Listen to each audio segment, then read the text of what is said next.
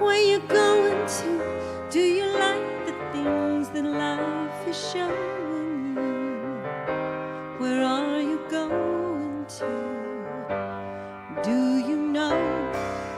Do you get what you're hoping for? When you look behind you, there's no open doors. What are you hoping for? Do you know?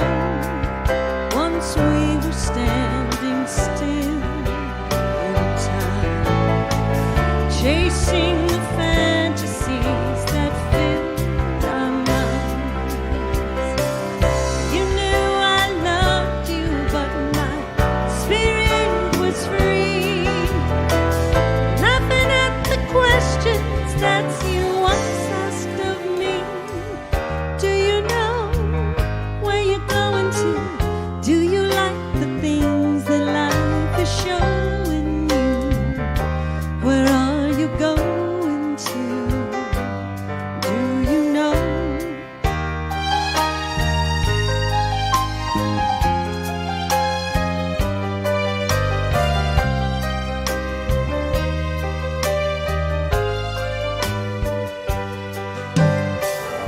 Now, looking back at all we've had, we let so many dreams just slip through our hands. Why must we wait so long before we see how sad the answers to those questions can be? Do you know where you're going to? Do you like the things that life is showing you? Where are you going to? Do you know? Do you get what you're hoping for? When you look behind you, there's no open doors. What are you hoping for? Do you know?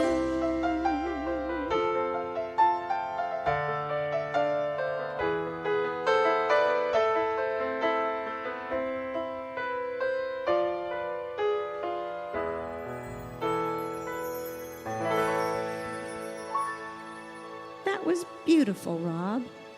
Really beautiful. And beautiful. The whole band, it was beautiful. That's Rob, Mike, Susan, and Kent, your Mile High Band. Hello, everyone. Welcome to Wednesday Night Live. It's great to be here with you virtually on this night, this beautiful night in Colorado. I keep talking about how pretty it is here. Even with the wind blowing earlier and a little bit of rain when I was coming in, I just felt blessed. And I wanted to share that with you. So that is a really iconic song. I love that song. Every time I hear that theme, it just takes me, I know exactly what I'm going to hear, and Diana Ross's voice is so beautiful on that song. This next song was written by Daniel Nahmad, and it's called I Don't Need to Know. So we started with Do You Know? And then we're going to You Don't Need to Know, because God knows.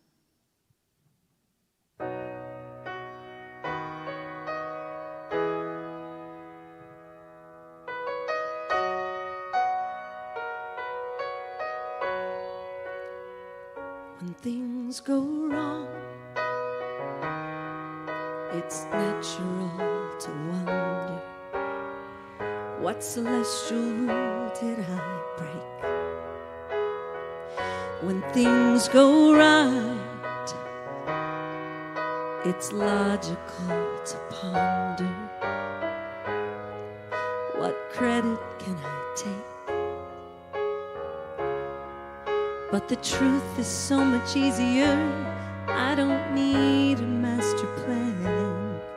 I can live here in the moment, 'cause my life is in good hands. I don't need to know where the wind blows, 'cause God knows. I don't need to know what the future holds,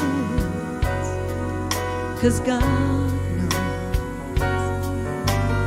I need never know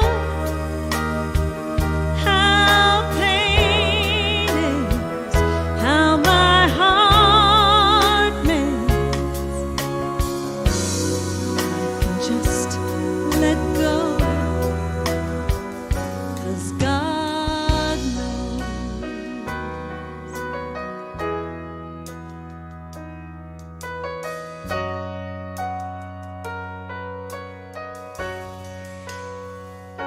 Still I find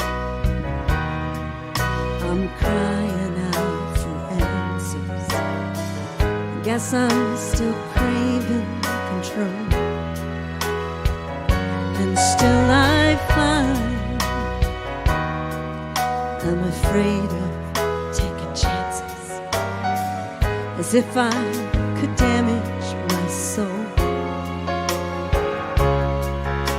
The moment I remember, it comes so clear to me that the minute I surrender, I'm as safe as I can be.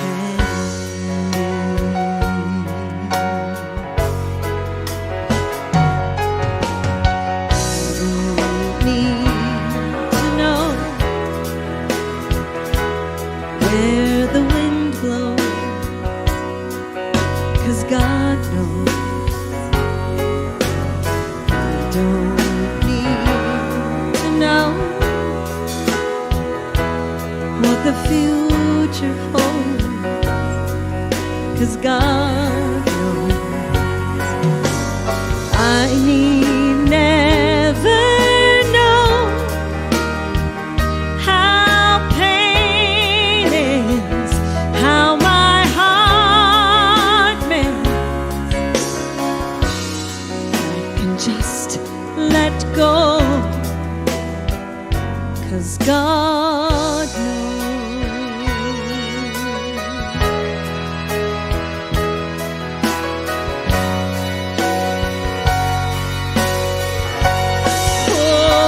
Oh, I need never know how pain is, how my heart mends. I can just let go. I can just let go. I can just let go, 'cause God knows. God knows. Ooh, God knows.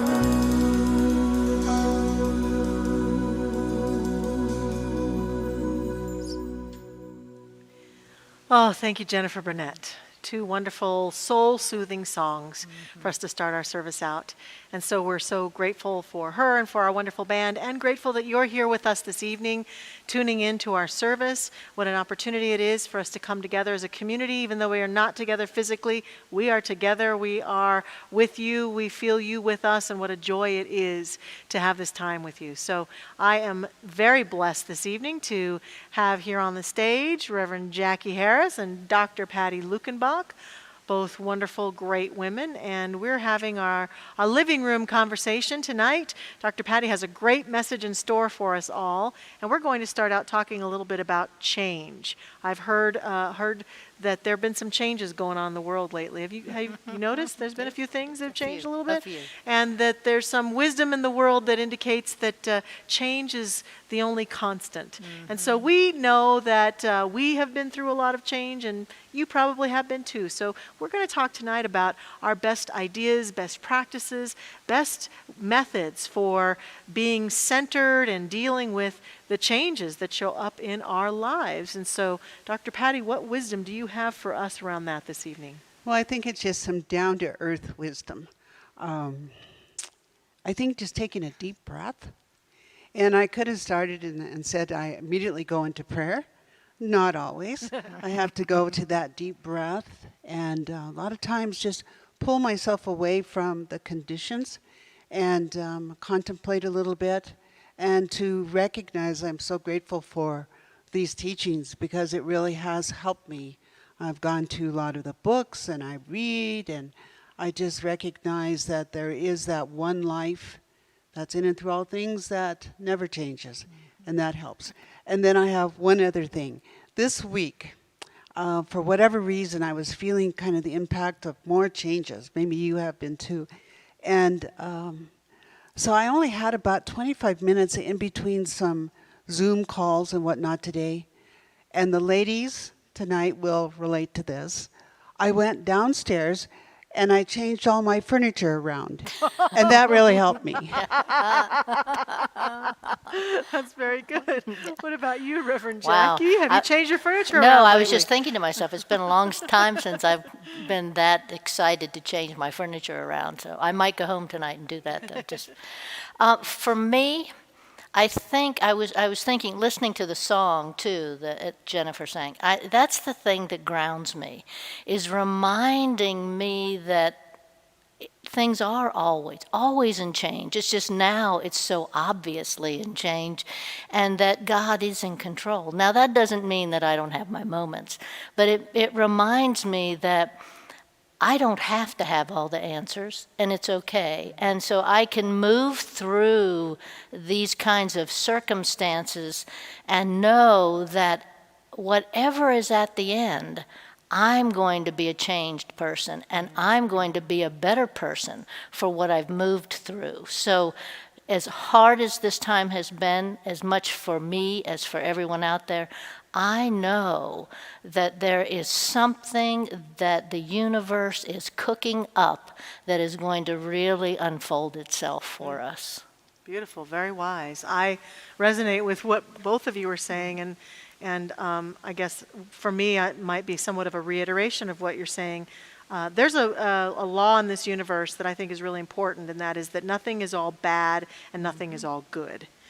Every element that we have in life, every condition, every situation has its parts that we love and adore, and has things that we would rather not be there. Every person does, every situation. And I believe that's true of change too. All change is not good or bad. It's both at the same time. And so some changes I know feel like a kick in the belly. A lot of the changes that we've experienced, I think, have been like a kick in the gut, like, I can't believe that's changed, or when you lose a loved one, or a relationship suddenly crumbles. So the immediate reaction to change can be very felt in the body, can be very emotional, as you were talking about, Dr. Patty. And so I think it's really important not to miss that part. Our teaching does not teach that we skip over that part. I think it's important for us to really be in that part. And if there's grieving to be done, to do it. Here's where it gets challenging, though, is that some of us are grieving things that changed 30 years ago. We haven't stopped. And so because change has with it its good aspects too. It's aspects that grow us and give us greater freedom, challenge us to become a better version of ourselves or a newer version of ourselves, challenge us to evolve. Then I don't think we should resist change, even though it can be hard. I've often joked in this teaching that one of the key slogans of our teaching is change your thinking, change your life. But we kind of take it like change your thinking, but don't change the Starbucks where, don't change the aisles at the, don't change how you do your hair, don't change what's going on in the world. So we have to be willing to understand that when we can be with change and be balanced with change, then we're also empowered to look at how we can change our life in the way we want to change our life. Because change has been a good thing. Do you have some things that have changed during this time that have actually been good for you, Dr. Patty? Oh, I have. Just more time at home, just greater connections, even with our congregants. And even though we're not in person, we've had some incredible times together on the phone, so we're still connected. And I think what I'm hearing you say, Dr. Michelle, is it's demanding that each one of us be flexible. So I think of flexibility as being a willow, you know, Willow in the watching wind. the trees move, and it's like, okay, Patty, today you're going to be a willow. And you're just going to be flexible as to what the decisions have been and what's taking place. Have there been any changes that have been good for you in all of this? I think being forced to be at home so much because I always seemed to be gone. So what it's done is it helps my personal relationship with my spouse because all of a sudden, you know, we're with each other all the time. And so, you know, those things that maybe would irritate a little bit, and so then you'd walk out the door because you knew you were going to work or whatever. Now I look at them and say, okay, now how can we work this out so it's a more productive way? And it's made a huge difference. And being able to have that time outside and that time to enjoy the beauty of Colorado. I mean, so yes, even though, you know, I'd like to say, oh, you know, I'm always so perfect, but that would not be the truth. I had an event that I wrote about on Facebook that really tickled me. My wonderful husband, Ken, and I were out on our front deck area, sitting out there one night on a beautiful Colorado night, and I could hear children playing in the background in their yards and dogs barking, and people were walking by and cars were going by, and people were cooking dinner and their windows were open and I could smell the food. And I had this moment, I'm a child of the 60s, where I thought to myself, I bet this is what it was like in the 50s that people talk about all the time, the, you know, the neighborly sense, the neighborhood. And I felt very connected to my neighbors in that moment and could hear them chatting in their homes and could just feel this sense of the presence of them. And that's just one thing, that there's a warmth that can happen. And I think that's the key with all of this. Absolutely. We know that some of you have been through devastating changes through this time, just devastating. And there's a way to ride the wave of change and be with it and process it and find the joy in it and find the good in it and find the opportunities within it. And so that's what we're urging you to do. And you're going to get to hear a lot more from Dr. Patty tonight that I'm sure is going to bring wisdom to all of our hearts. And for now, talk about wisdom. Let's have some more music with Jennifer Burnett and our wonderful band.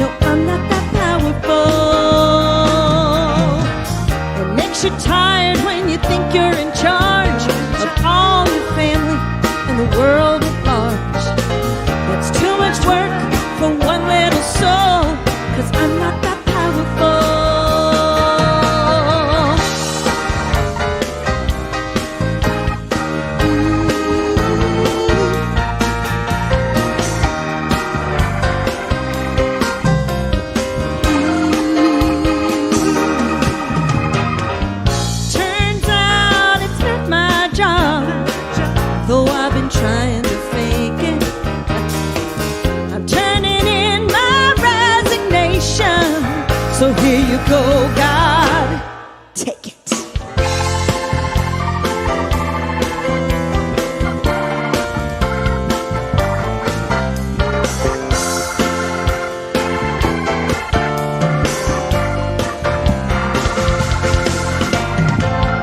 What was I thinking? Believing I was in control. Confused and delusional. No, I'm not that powerful.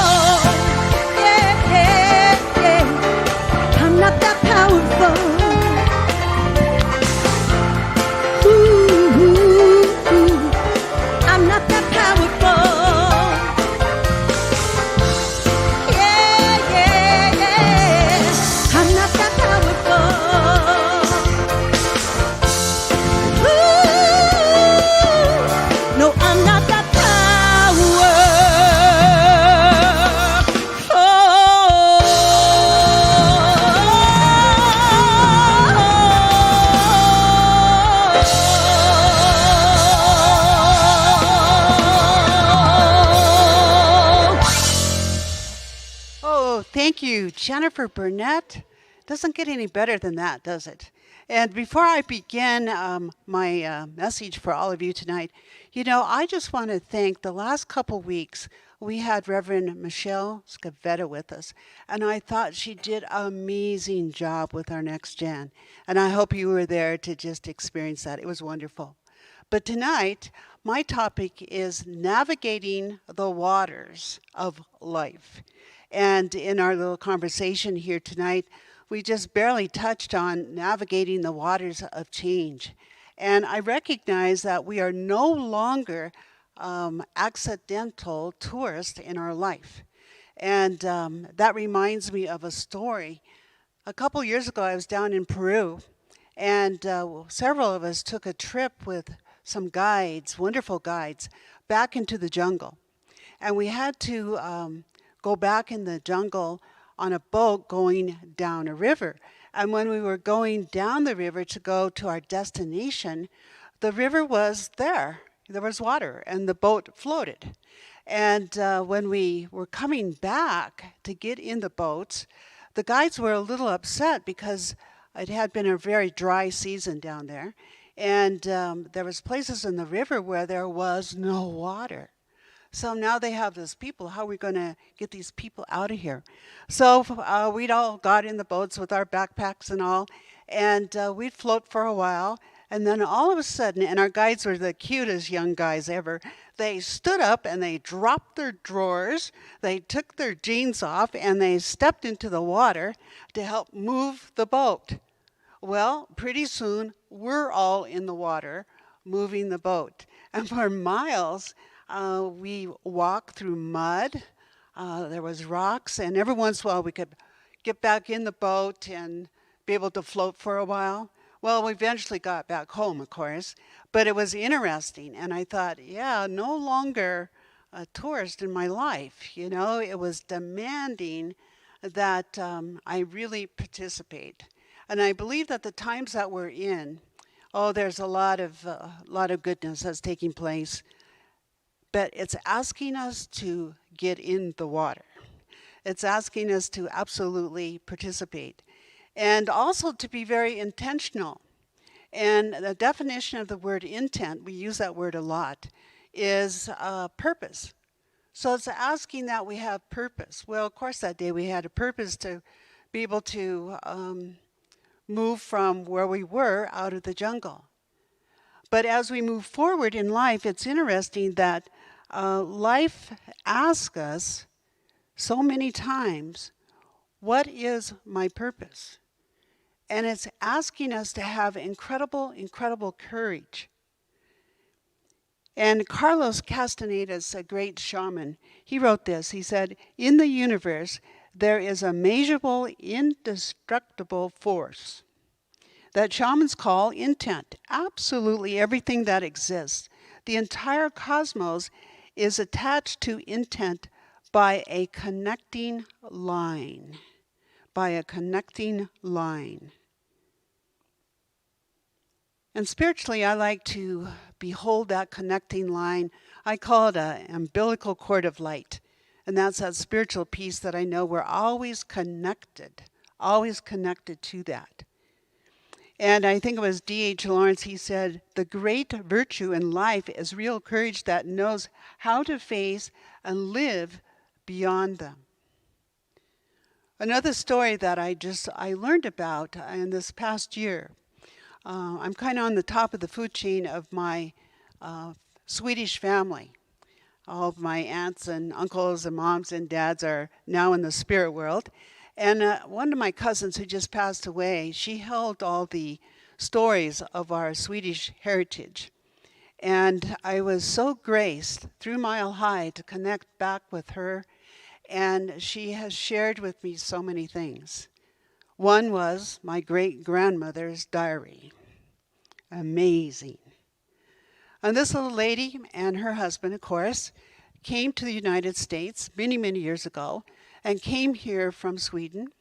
And in her diary, she writes that with 7 children, constantly seasick, and with a babe in arms, that they came forth, not knowing exactly where they were going, but just trusting that ride. And it was so sweet in the diary. She said she held her baby in the threads of her apron.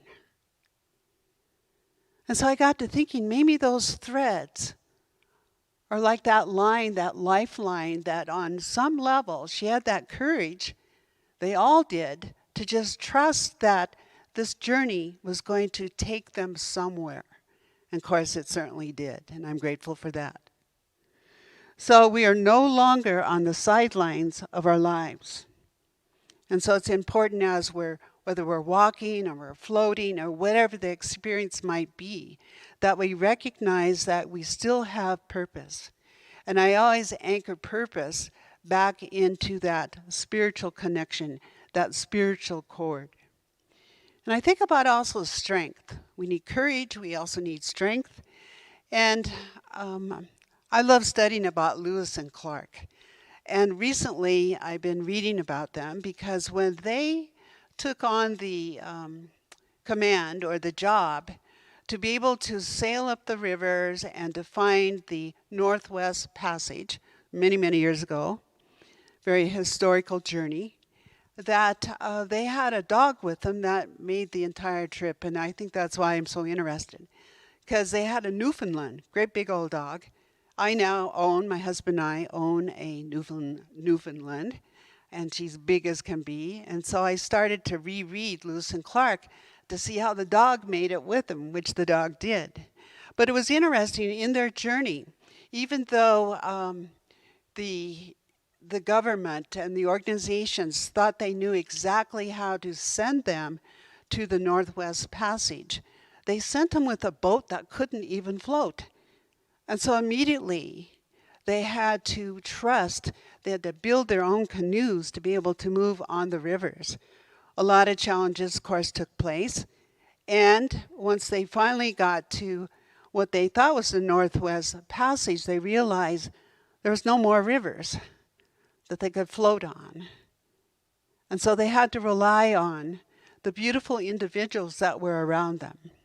Some of the Native Americans, some old trappers that knew those mountains, and they had to create a different path, a different journey to make it through the mountains.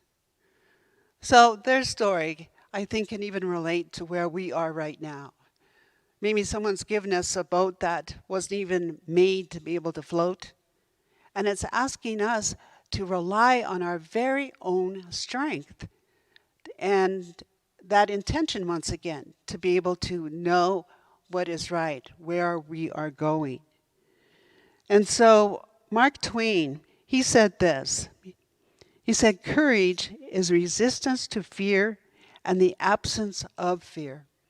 So no doubt on their journey, there was fear, but also that courage brought them beyond that fear to be able to continue to move forward.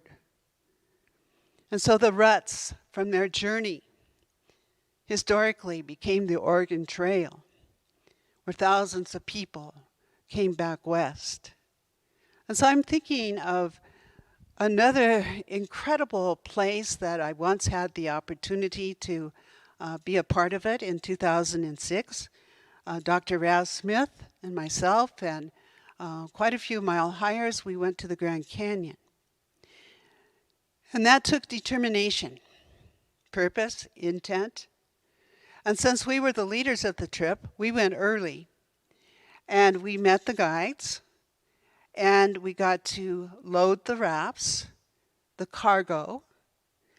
And the word cargo means good. So in these times we're living in, we need to focus on the good, to make sure that we are placing in our raft goodness. And I know the goodies and all the things that go with us. But on that journey, and it was for a good 7 days, yes, we had food. We had things for our safety. But everything was organized. We packed it in a light way to be able to move on this incredible river. And I'm thinking when I got to the Grand Canyon and I looked up, thousands and thousands of years of Grandmother Earth and life itself, speaking about ruts, carving that incredible Grand Canyon. And now we are in the very belly of Grand Canyon. And we pushed out those rafts. And some of the places on the canyon were broad and beautiful, and you could just kind of float and get into a state of wonderment. And then all of a sudden around a curve would be these powerful rapids, and you would be moving, just flying through the air, literally sometimes. And as you were flying through the air, you were also asked to take a bucket and to be able to remove the water that was coming in the raft and pour it out. So there was nowhere to hide. You needed to be courageous, you needed to fully participate, and you needed to have determination. Determination. And it was interesting that many times we didn't get caught in an eddy in a river. Those rivers of life, we have those eddies and they're a circular motion. And an eddy reminds us of a pattern. And I think a lot of times in our life we get into a circular pattern and we just spin in that pattern, spin, spin, spin, spin, spin. And so many times we're spinning with worry, we're spinning with doubt. So if you're spinning tonight with any worry or doubt, know that it's up to us, no one else. It's up to us to be able to push ourselves out of that state of mind, out of that eddy on our river of life, and to get back into the flow. And so the safety was so important on every one of our journeys. It's safety right now that we hear about. And I remember that going down the Grand Canyon every once in a while, the guides would pull the rafts over and they would get out of the raft and I'd see them talking and they'd walk down quite a ways because they were studying the rapids because the river was constantly changing. So it wasn't like you had a map and, oh, for sure, this is rapid number 1, this is rapid number 2. Life is constantly changing. And so they would get out and study exactly how they were going to take that raft down through that rapid. And of course, it was successful. And it was howly. It was fun. In the midst of being so afraid, it was fun. So what I loved the most about that journey was in the early morning. And I know early morning at my house, I love it because I hear the birds singing. And I've been giving myself extra space to be with that stillness or with that vibration because it reminds me once again of that connecting line. And so in the morning on the Grand Canyon, we were asked not to talk to each other, but to be able to push ourselves, our rafts, out into the river with stillness and just enjoy the float. And so Ernest Holmes, he wrote, "We are going to be still and know that our being is derived from pure spirit, that God is our host, that we are not strangers on the shores of time, but divine beings, guests of the kingdom of God." And Maya Angelou, she wrote, "A person in harmony with her or his spirit is like a river flowing." So let's remember our courage, our strength, our intent, and our determination, because we're no longer tourists, accidental tourists on our journey through life. So push yourself now from the shore into the very center of the river. And right now, I am so delighted that Jennifer Burnett is going to share with you a powerful song, River God.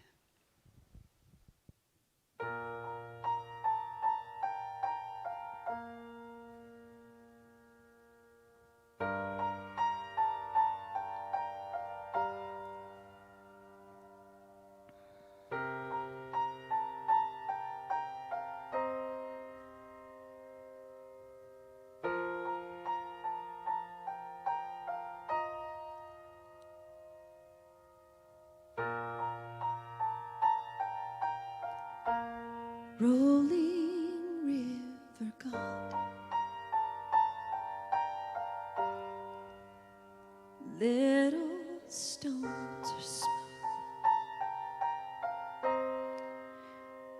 Only once the water passes through.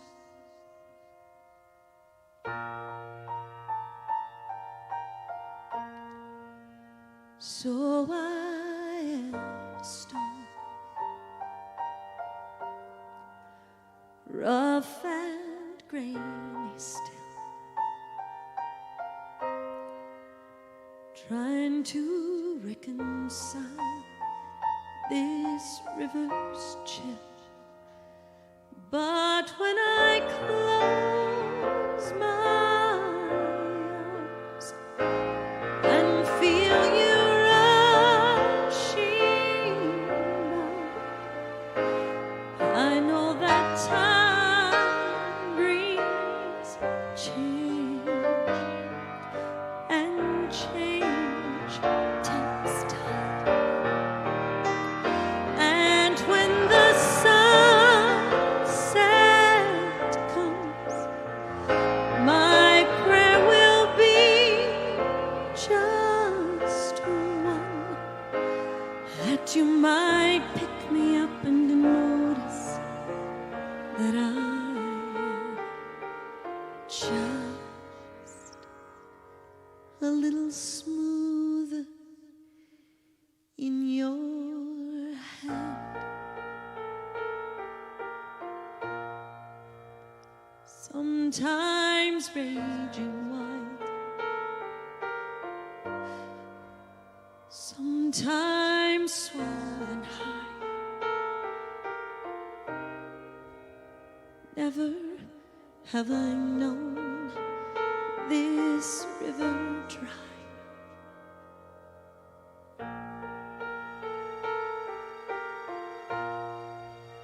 The deepest part of you is where I want to stay and feel the sharpest edges wash away. But when I close my eyes and feel you rushing by, I know that time brings change, and change takes time. And when the sunset comes, my prayer will be just one, that you might pick me up and notice that I am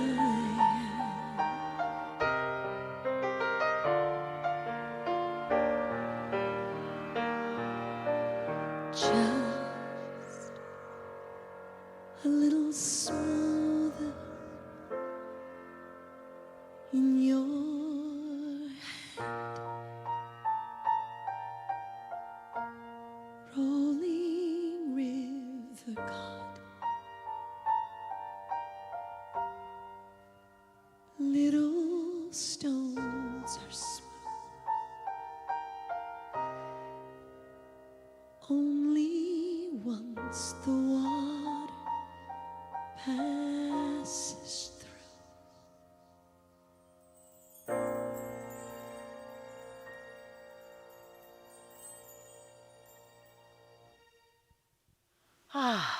That song is just like a meditation. It is a meditation in form. And speaking of meditations, Jennifer, did you know that Dr. Patty has put out a brand new meditation CD? Well, as a matter of fact, I do, because that song that I just sang is on that CD. Well, isn't that convenient, Dr. Patty? And people can get that at pattylukenbach.com. Is that right? pattylukenbach.com. It's chock full of wonderful meditations, and that's a great thing to do any time of life, but especially right now as we're navigating these wonderful waters. Thank you for that great message, Dr. You're welcome. Patty. We would like to talk a little bit briefly here about what we appreciate and love about this teaching that is supporting us during this time. So Dr. Patty, what is Science of Mind helping you most with right now? Science of Mind is helping me most to literally, I guess I'm still in my talk, to be able to navigate my day and to recognize there's something greater than conditions and effects. It helps me to shift like all great religions have, and Ernest Holmes was such a spiritual genius to, speaking about a thread, to thread that truth through all beings, recognizing that we are living oneness. And life is one big, beautiful venture, really. And to be able to give thanks, and of course our principles and just the steps of prayer help me. It keeps me out of trouble. Well, helps me good. be aligned. Good. How about you, Reverend Jackie? You know, I was thinking about this, that when you consider that Ernest Holmes' writings have stood the test of time, that he lived through things like the Spanish flu and wars, and he continued, and Dr. Patty and I were talking about this earlier, he continued to write these profound things in the midst of that crazy chaos. So I think I take to in my heart that that is who I want to be. I want to be that person that Ernest said, stay centered, stay in that place where God is. Don't throw yourself out there in the middle of the hurricane. Get right in the eye. Stay there and find that peace. Beautiful. Thank you, ladies. For me, I think that the notion of the divine in this teaching is such an alignment with what my soul was yearning for when I came here, that it has walked me through so many things in my life, just like Ernest Holmes went through so many things. We've all been through a lot of things, and that staying present to the divine presence as me. And then the gift that comes from that, I think, is becoming the observer of my own life and my own thoughts. I've often said that one of the greatest gifts is that this teaching has taught me how to watch my thought, because once I watch my thought, I can change my thought. I can make a shift, and that I have to realize that every moment I am launching myself forward into the next moment, and the energy with which I launch myself is the energy with which I will create my life. And so don't believe everything you think, and choose to think happy, fulfilling, possibility-full thoughts. Yes. That's a great gift that this teaching has given me. Beautiful gift. Thank you. So we are we're so grateful for this teaching, for this community, and for you. We thank you for tuning in, giving us the gift of your presence as you tune into our services and participate in our community. We're grateful for those of you who participated in our wonderful school supply drive this past few weeks. It's been a grand success. We are very blessed. And out of that blessing, we hope that you will join us in this moment of acknowledging our blessings and give into them by giving us a prayer, an affirmation, sending us some good energy, some good vibes, and also consider donating to our community financially. We can do that by texting today by dialing 45888. You can go to milehighchurch.org and make a donation online. You can mail in a check.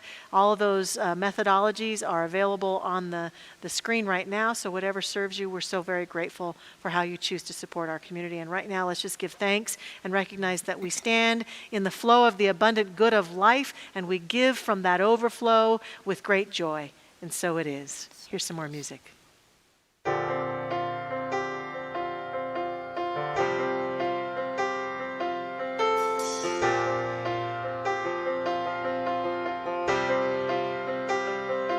You said I've been where you've been before. Down every hallway's a slamming door. No way out, no one to come and save me. Wasting a life that the good Lord gave. Then somebody said what I'm saying to you. Opened my eyes and told me the truth. They said just a little faith, it'll all get better. So I followed that preacher man down to the river, and now I'm changed. And now I'm stronger. There must have been something in the water. Oh, there must have been something in the water.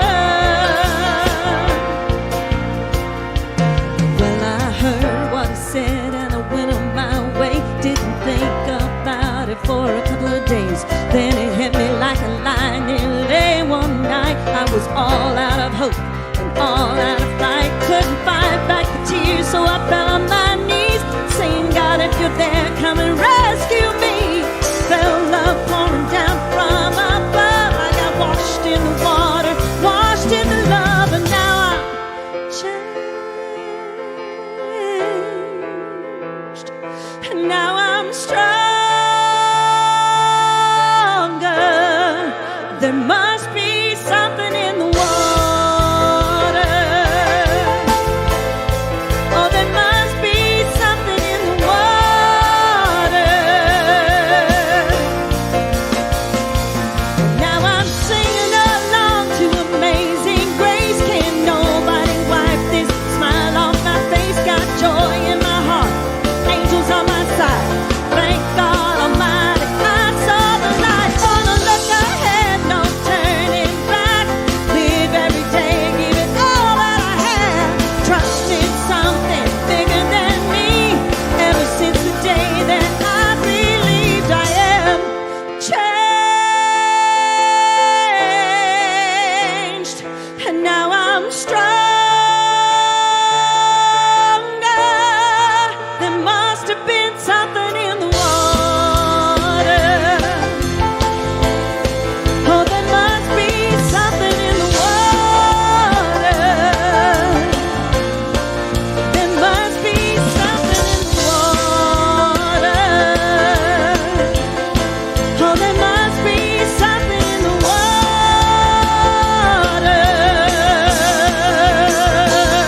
I once was lost, but now I'm found. Was blind, but now I see.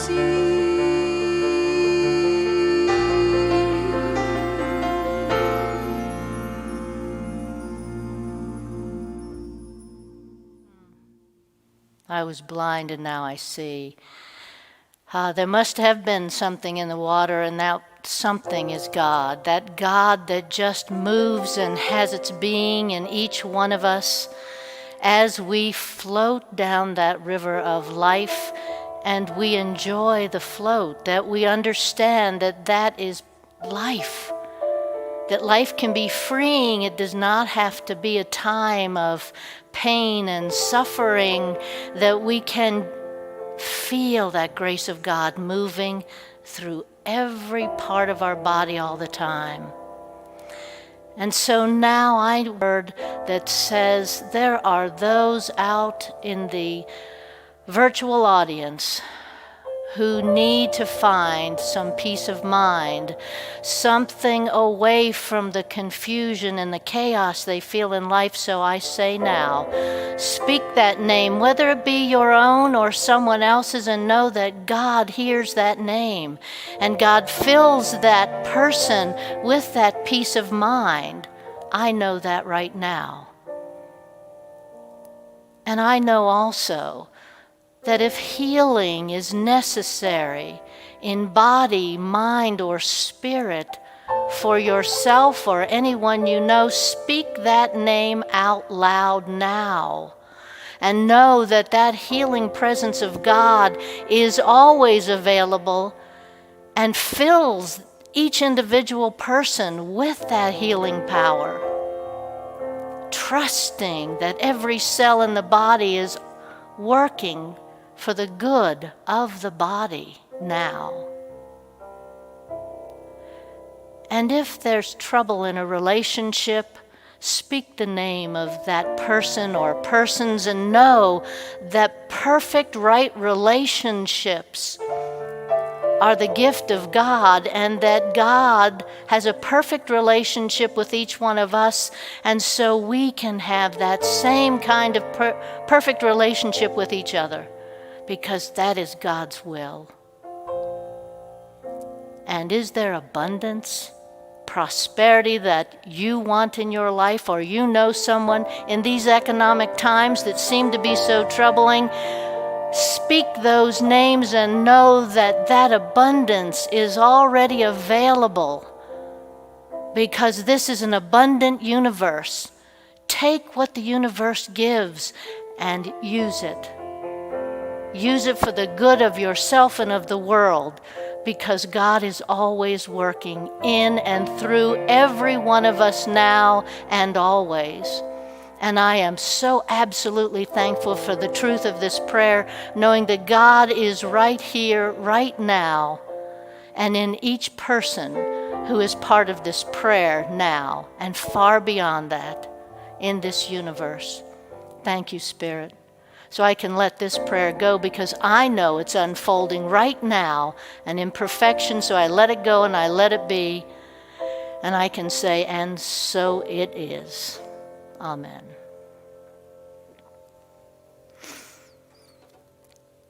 So we hope to see you.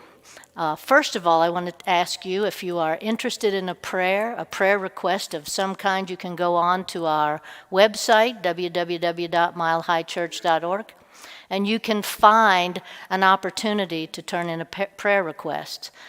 And you want to return on Sunday at 10 o'clock for a virtual service with Dr. Michelle. She's going to be talking about a little accountability here, and I think each one of us can use that. And after that service at 12 o'clock, we've got our annual meeting. You can sign up for the Zoom virtual annual meeting on our website. And finally, next Wednesday, return here at 7 o'clock and listen to Reverend Linda Rangel. Thank you all.